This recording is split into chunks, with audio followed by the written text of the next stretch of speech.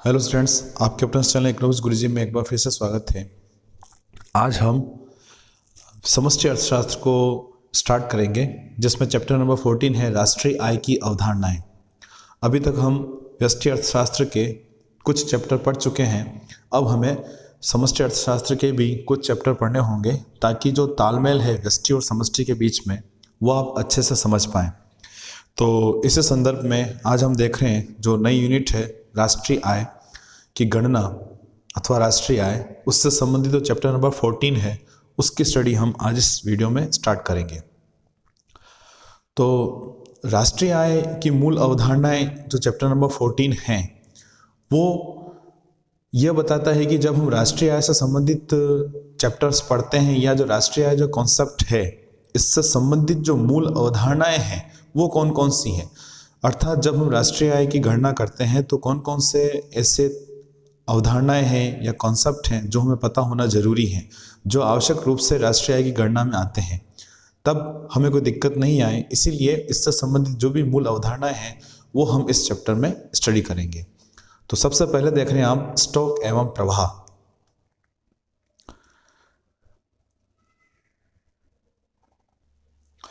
Stock किसे कहते हैं? स्टॉक मतलब स्टॉक नाम सुनते ही आपके दिमाग में क्या आता है? यानी कोई भी वह तत्व या वह चीज़ें जो पड़ी हुई हैं, जो एक जगह स्थिर हैं, जिसमें कोई हलचल नहीं है, जनरली हम उसे स्टॉक कहते हैं। ठीक है, तो स्टॉक जो है क्या कहलाता है? जब हम किसी वस्तु स्थिति को लेते हैं जो समय के निश्चित बिंदु पर होती हैं, जैसे कि 10 बजे टंकी में 5 फीट पानी था, तो ये स्टॉक कहलाएगा, क्योंकि हम यहाँ पर फिक्स टाइम ले रहे हैं 10 बजे। तो किसी भी चर को या किसी भी तत्व को जब हम निश्चित समय पर मापते हैं तो वह स्टॉक कहलाता है। अब अर्थशास्त्र में स्टॉक क्या है वो आप देख रहे हैं। जब किसी भी आर्थिक चर का अध्ययन एक निश्चित समय बिंदु पर किया जाता है तो उसे स्टॉक कहा जाता है। कोई भी आर्थिक चर हो जिसे हम निश्चित समय के बिंदु पर कर रहे हैं तो वो यहाँ पर वो स्टॉक कहलाता है। ठीक है, फिर स्टॉक समय के एक निश्चित बिंदु पर मापी जाने वाली मात्रा है। अब वो आर्थिक चर क्या हो सकता है? जैसे कि आज आपकी जेब में दिन के 12 बजे आपकी जेब में 500 रुपये पड़े हुए हैं, तो ये पूंजी का स्टॉक मतलब रुपए का स्टॉक कहलाएगा आपके पास। ठीक है, तो कुल मिला के हम उस आर्थिक चर को अध्ययन कर रहे हैं जब हम उसको निश्चित समय बिंदु पर माप रहे हैं। समय अवधि नहीं, 1 दिन 2 दिन 1 वर्ष अगर लेते हैं तो वो कॉन्सेप्ट हो जाएगा यहाँ पर प्रवाह, जो भी हम यहाँ पर देखेंगे। परंतु स्टॉक क्या है वो आपको अच्छे से भलीभांति रूप से समझना है। स्टॉक किसे कहते हैं? स्टॉक वह आर्थिक चर है, या जब भी किसी आर्थिक चर को हम निश्चित समय बिंदु पर मापते हैं तो वह स्टॉक कहलाता है। फिर उसके बाद हम देखते हैं प्रवाह क्या है। जस्ट इसका उल्टा हो जाएगा, जब किसी चर का एक समयावधि में अध्ययन किया जाता है। ठीक है, ये ध्यान रखिएगा, जब हम समयावधि में अध्ययन कर रहे हैं तो वह प्रवाह कहलाएगा। प्रवाह समय की एक विशिष्ट अवधि में मापी जाने वाली मात्रा है। विशिष्ट अवधि में मापी जाने वाली मात्रा है, इसको हम आगे एग्जाम्पल समझेंगे। शेपिरो क्या कह रहे हैं इससे संदर्भ में? शेपिरो की परिभाषा क्या है? एक स्टॉक समय के एक निर्दिष्ट बिंदु में मात्रा है और प्रवाह एक मात्रा है जो कि केवल समय के निर्दिष्ट काल में मापी जाती है। स्टॉक क्या है उनके अकॉर्डिंग? समय के निश्चित बिंदु पर, निर्दिष्ट बिंदु पर। और प्रवाह क्या है? केवल समय के निर्दिष्ट काल। देख रहे हैं आप, स्टॉक क्या बोला उन्होंने? निश्चित बिंदु, निर्दिष्ट बिंदु पर, जबकि प्रवाह निर्दिष्ट काल। तो उन्होंने भी ये बताया कि जब हम समय के बिंदु पर मापते हैं तो वह आर्थिक चर जो है वो स्टॉक कहलाएगा, और जब हम उसको निश्चित समयावधि में मापते हैं तो वह यहाँ पर वो प्रवाह कहलाएगा। ठीक, अब स्टॉक तथा प्रवाह में क्या अंतर हो सकता है, इसके क्या उदाहरण हो सकते हैं वो हम यहाँ पर देखते हैं। सबसे पहला जो आप अंतर देख रहे हैं कि स्टॉक का संबंध समय के एक बिंदु से होता है। सबसे पहली बात हमने यहाँ पर ये समझी है कि स्टॉक जो है समय के बिंदु पर मापते हैं। फिर इसका उदाहरण क्या हो सकता है कि जनवरी 1, 2017 को मेरी बचत राशि 1000 रुपये है। यानी यहाँ पर फिक्स बता रखा है कि इस तारीख को, या आप एग्जाम में जब भी आपको पूछें तो आप एग्जाम की डेट वहाँ पर लिख सकते हैं। ठीक है, इसलिए यहाँ पर प्रेजेंट डेट के रूप में यहाँ पर इंडिकेट किया है। तो आप यहाँ पर क्या बताएंगे कि जब हम समय के निर्दिष्ट बिंदु पर, जैसे कि यहाँ पर फिक्स डेट दे ली है, उस डेट पर कितना रुपया बचत के रूप में पड़ा है, तो यहाँ पर वो स्टॉक कहलाएगा। जबकि प्रवाह क्या है, प्रवाह का संबंध समय अवधि से होता है। जैसे मेरा जेब खर्च 5 रुपये प्रतिदिन है, अब प्रतिदिन, अब 5 रुपये वो दिन में खर्च कर रहा है, तो उसका कोई टाइम फिक्स नहीं कब कर रहा है, 24 घंटे में खर्च कर रहा है, यानी यहाँ पर समय अवधि आ गई है, इसलिए हम इसको यहाँ पर प्रवाह कहते हैं। फिर स्टॉक का समय काल नहीं होता है, ठीक है, स्टॉक समय काल नहीं होता है, इसको निश्चित बिंदु पर मापते हैं। जबकि प्रवाह का समय काल होता है, जैसे कि प्रति घंटा में मापते हैं, प्रति माह में मापते हैं, प्रति वर्ष में मापते हैं। फिर उसके बाद आता है कि स्टॉक एक स्थिति का अवधारणा, यानी स्थिरता को बताता है। टंकी में भरा पानी, आपकी जेब में पड़ा पैसा, आपके बैंक में पड़ा पैसा, आपके पापा के बैंक खाते में पड़ा पैसा, वो सब स्थिति का अवधारणा है। जबकि प्रवाह जो गत्यात्मक अवधारणा है। गत्यात्मक अवधारणा कैसे, कि आपका जेब खर्च प्रतिदिन कितना है, आपकी बचत प्रति माह कितनी है, या टंकी में एक दिन में कितना पानी भर रहा है या कितना खाली हो रहा है, तो वो चेंज को बताता है, इसलिए उसको गत्यात्मक अवधारणा उसको कहते हैं। फिर इसके एग्जाम्पल क्या हो सकते हैं, आपके सामने हैं। फॉर एग्जाम्पल मुद्रा की मात्रा, संपत्ति, ये सब किस में आते हैं, स्टॉक में आते हैं। जबकि हम उपभोग, निवेश, आय, टंकी से बहता पानी या टंकी में भरता पानी, ये सभी क्या कहलाएंगे, प्रवाह है। उपभोग को हम प्रति माह लेते हैं, प्रति वर्ष लेते हैं, प्रतिदिन लेते हैं। निवेश को भी हम प्रति वर्ष के रूप में या प्रति माह के रूप में लेते हैं। आय को प्रति माह के रूप में ले सकते हैं, प्रति वर्ष के रूप में ले सकते हैं। टंकी से बहता पानी है ना, कि हम कहते हैं ना कि 1 घंटे में आधी टंकी खाली हो गई या 2 घंटे में पूरी टंकी खाली हो गई, तो ये सभी जो है एग्जाम्पल आपके प्रवाह के कहलाएंगे। तो आई होप आपको स्टॉक और प्रवाह के बारे में अच्छे से समझ में आ चुका है। स्टॉक क्या है, समय के निश्चित बिंदु पर मापते हैं, जबकि प्रवाह को समय अवधि में मापा जाता है। ओके, अब ये स्टॉक और प्रवाह राष्ट्रीय आय में कैसे काम आते हैं, तो यहाँ पर एक नोट दे रखा आपके सामने कि राष्ट्रीय आय भी एक प्रकार से प्रवाह है, क्योंकि राष्ट्रीय आय को एक वर्ष की अवधि में मापा जाता है। 1 वर्ष ले रहे मतलब यहाँ पर समय अवधि आ गई है, इसलिए हम इसको यहाँ पर प्रवाह के रूप में मानते हैं। अब आपको पहले डायरेक्ट ही बोल देते कि राष्ट्रीय आय एक प्रवाह अवधारणा है, तो क्या आपको समझ में आ पाता, नहीं आ पाता। इसलिए स्टॉक और प्रवाह दोनों क्या हैं, दोनों में क्या अंतर है, वह पहले हमें समझना होगा, तब हम राष्ट्रीय आय को बोल सकते हैं कि प्रवाह अवधारणा है। राष्ट्रीय आय जो है, क्योंकि उसके प्रतिवर्ष मापा जाता है, और आप इसको अच्छे से समझ पाएंगे, ठीक है। फिर राष्ट्रीय आय में किन किन क्षेत्रों की आय को जोड़ा जाता है। राष्ट्रीय आय क्या है, पूरी अर्थव्यवस्था की आय, पूरे देश की आय है। तो कौन कौन से क्षेत्र एक अर्थव्यवस्था के होते हैं, वो भी हमें यहाँ पर पता होना जरूरी है। तो हम देख रहे हैं राष्ट्रीय आय में जब हम अर्थव्यवस्था के क्षेत्रों को लेते हैं, तो उसको कौन कौन से क्षेत्र 4 भागों में बांटा जाता है। पहला इसका घरेलू अथवा पारिवारिक क्षेत्र है, दूसरा उत्पादक अथवा फर्म क्षेत्र है, तीसरा सरकारी क्षेत्र है, और चौथा जो है वह विदेशी क्षेत्र अथवा शेष विश्व क्षेत्र है। तो हमें इन चारों ही क्षेत्रों के बारे में अब यहाँ पर अध्ययन करना है। अच्छे से समझेंगे कि ये क्षेत्र क्या होते हैं, आपस में कैसे एक दूसरे से संबंधित हैं। सबसे पहले लेते हैं हम घरेलू अथवा पारिवारिक क्षेत्र। अब घरेलू क्षेत्र किसे कहेंगे, घरेलू क्षेत्र में वस्तुओं सेवाओं को उपभोक्ताओं को सम्मिलित किया जाता है, मतलब इसमें वस्तुओं सेवाओं के उपभोक्ता, घरेलू क्षेत्र हम परिवार सभी जने आ जाते हैं जो वस्तुओं सेवाओं का उपभोग करते हैं, तो इसमें वस्तुओं सेवाओं के उपभोक्ताओं को सम्मिलित करते हैं। यह क्षेत्र उत्पादन क्षेत्र तथा सरकारी क्षेत्र को साधन सेवाएं अथवा उत्पादन के साधन उपलब्ध करवाता है। उत्पादन के साधन कौन कौन से, श्रम, भूमि, पूंजी, उद्यम वृत्ति। ये श्रम, ये भूमि, ये पूंजी, ये उद्यम वृत्ति कहाँ से आते हैं, घरेलू क्षेत्र से आते हैं। जितने भी लेबर होते हैं परिवारों से जाते हैं, है ना। भूमि किराए पर ली जाती है, खरीदी जाती है, कहाँ से लेंगे, परिवारों से लेंगे। पूंजी अपना ही पैसा हम बैंकों में जमा करवाएंगे, वहाँ से पैसा फिर उद्यमों के पास जाता है, तो पूंजी भी हम उपलब्ध कराते हैं। उद्यम वृत्ति या जो उद्योगपति होते हैं वो भी कहाँ से आते हैं, घरेलू क्षेत्र से ही आते हैं।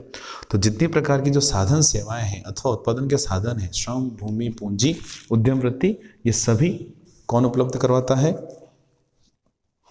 घरेलू क्षेत्र, ठीक है। फिर तथा इसके बदले में प्राप्त आय उपभोग पर खर्च करता है। अब यहाँ पर श्रम उपलब्ध करवाता है, तो उसके बदले में उसे क्या मिलती है, मजदूरी, ठीक है।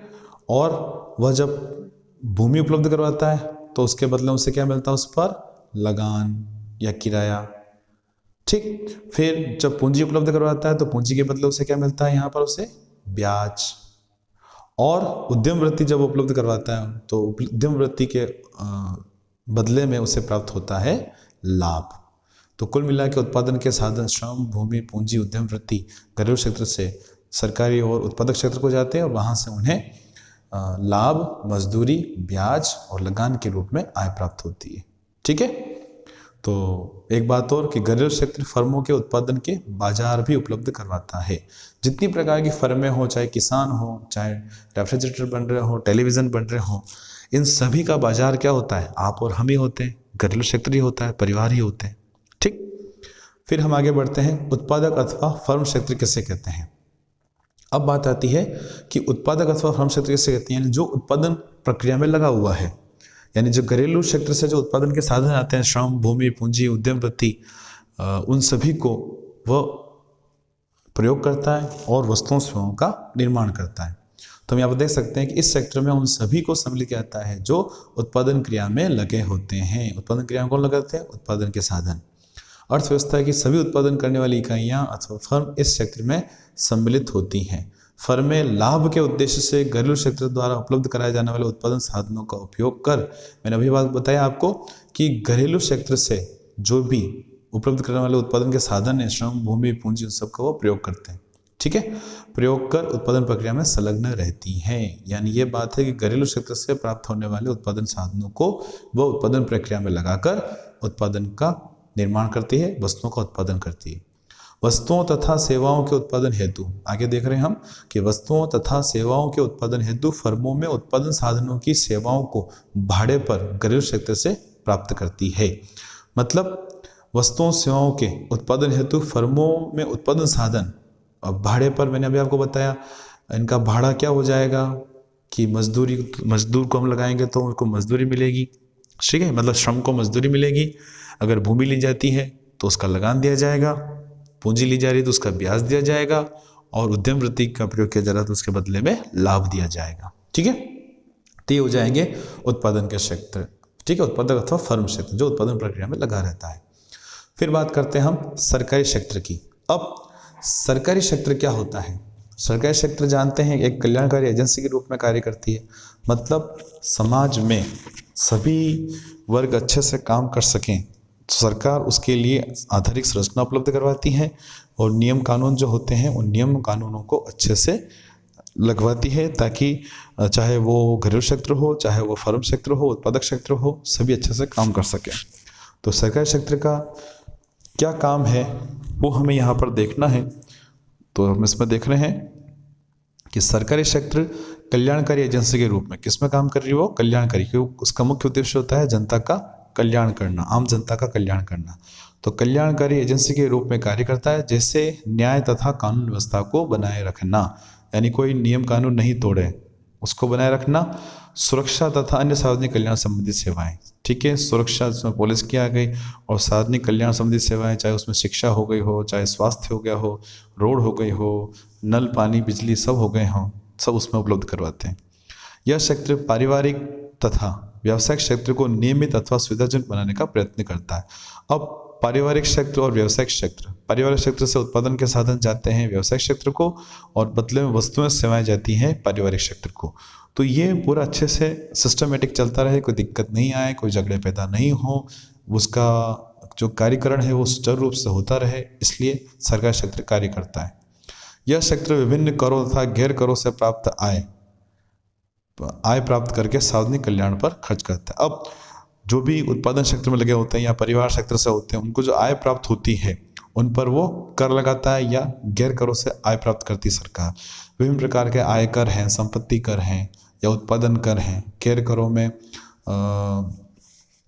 सार्वजनिक निर्माण पर जो सरकार जो लेती है, सेज है, ये सब उसमें आ जाता है। आगे हम जब सार्वजनिक वित्त वाला जो चैप्टर आएगा, है ना, सरकार का बजट, उसमें हम इसके बारे में डिटेल में पढ़ेंगे कि करों से प्राप्त आय और गैर करों से प्राप्त आय कौन सी होती है, विभागीय उद्यमों की आय, गैर विभागीय उद्यमों की आय, जो भी होगा वो सब यहाँ पर आ जाएगा। ठीक, फिर अब हम बात करते हैं लास्ट विदेशी क्षेत्र अथवा शेष विश्व क्षेत्र की, यानी यह अर्थव्यवस्था का चौथा क्षेत्र कहलाता है। चौथा क्षेत्र मतलब यह क्षेत्र जो होता है वो अपने देश से वस्तुओं सेवाओं का बाहर निर्यात करता है और विदेशों से जो वस्तुएं अपने आवश्यक होती है उनका आयात करता है। यानी कौन कौन सी वस्तुएं बाहर गई है, कौन कौन सी वस्तुएं आयात हो रही, उसका पूरा ध्यान रखता है। तो ये क्या है देखते हैं अपन। यह घरेलू और अर्थव्यवस्था को, ठीक है, विश्व की अन्य अर्थव्यवस्थाओं से जोड़ता है। यानी यह घरेलू क्षेत्र अथवा अर्थव्यवस्था को विश्व की जो अन्य अर्थव्यवस्थाएं हैं उनसे जोड़ता है। तो यह क्षेत्र, इस क्षेत्र का कार्य वस्तुओं का निर्यात एवं आयात करना। मैंने आपको बताया कि वस्तुओं का निर्यात करता है, जो वस्तु अपने देश में अधिक पैदा होती हैं बाहर निर्यात की जाती है, और जिन वस्तुओं का उत्पादन अपने देश में कम होता है या उत्पादन नहीं होता है उन वस्तुओं का आयात जो है यह क्षेत्र बाहर से करता है। तथा घरेलू अर्थव्यवस्थाएं विश्व के अन्य देशों के बीच पूंजी का प्रवाह करना है। इस क्षेत्र का और क्या काम है कि पूंजी का प्रवाह भी करना है। पूंजी का प्रवाह कैसे है कि चाहे वो एफडीआई के रूप में आए, है ना, पैसा एफडीआई के रूप में आ रहा हो या जा रहा हो, एनआरए की भुगतान हो, उन सभी का ये ध्यान रखता है। कुल मिला के अपने देश में पूंजी आए, अपने देश से बाहर पूंजी जाए, इसका भी वो बराबर ध्यान रखता है। ठीक है, एफडीआई फॉरेन डायरेक्ट इन्वेस्टमेंट, ठीक है, विदेशी प्रत्यक्ष निवेश कितना आ रहा है, यहाँ से कितना जा रहा है, यह कंप्लीट जो है अपने पास पूरा नॉलेज रखता है। तो आई होप आपको अच्छे से समझ में आ चुका है। जो आज बेसिक टर्म्स हमने यहाँ पर पढ़े हैं, इसमें सबसे पहला जो है स्टॉक तथा प्रवाह है। स्टॉक और प्रवाह किसे कहते हैं? स्टॉक समय की निश्चित अवधि में मापा जाता है, स्टॉक समय के निश्चित बिंदु पर मापा जाता है, जबकि प्रवाह निश्चित समय अवधि में मापा जाता है। ठीक है, शेपिरो की परिभाषा आपको देख लेनी है। फिर उसके बाद जनरली एग्जाम में स्टॉक तथा प्रवाह के संबंध में क्वेश्चन पूछे जाते हैं, तो आपको स्टॉक तथा प्रवाह से संबंधित सभी प्रकार के जो ये अंतर हैं, ये अंतर आपको अच्छे से याद कर लेने हैं, इनके उदाहरण भी आपको अच्छे से याद कर लेने हैं। फिर अर्थव्यवस्था के क्षेत्र कौन कौन से हैं? अर्थव्यवस्था को 4 क्षेत्रों में बांटा है। ठीक है, 4 क्षेत्रों में बांटा है, जिसमें सबसे पहला होता है घरेलू क्षेत्र, सबसे पहला घरेलू अथवा पारिवारिक क्षेत्र कहते हैं इसको, दूसरा उत्पादक अथवा फर्म क्षेत्र है, तीसरा सरकारी क्षेत्र है, और चौथा शेष विश्व क्षेत्र होता है। इन चारों ही क्षेत्रों से मिलकर अर्थव्यवस्था बनती है। ठीक है, तो आई होप आज जो हमने अभी इस वीडियो में जो बेसिक कॉन्सेप्ट्स पढ़े हैं वो आपको अच्छे समझ में आए हैं। आगे जब हम बढ़ेंगे तब हम समझेंगे कि आय का चक्राकार प्रवाह क्या होता है और इसको चित्र के द्वारा कैसे समझ सकते हैं, आयलर प्रमेय क्या है, और एक द्विशक्ति अर्थव्यवस्था में आय का चक्राकार प्रवाह क्या होता है, उसको हम डिटेल में इसकी मान्यताओं के साथ अच्छे से अध्ययन करेंगे। तो आई होप आप इस चैनल के साथ अच्छे से बने रहेंगे और आगे भी आने वाले वीडियोस पर आप अच्छे से ध्यान देंगे। ठीक है, तो मिलते हैं नेक्स्ट वीडियो में कुछ नए और टॉपिक्स के साथ। Thank you, thanks for watching. नमस्कार गुरु जी, बाय बाय।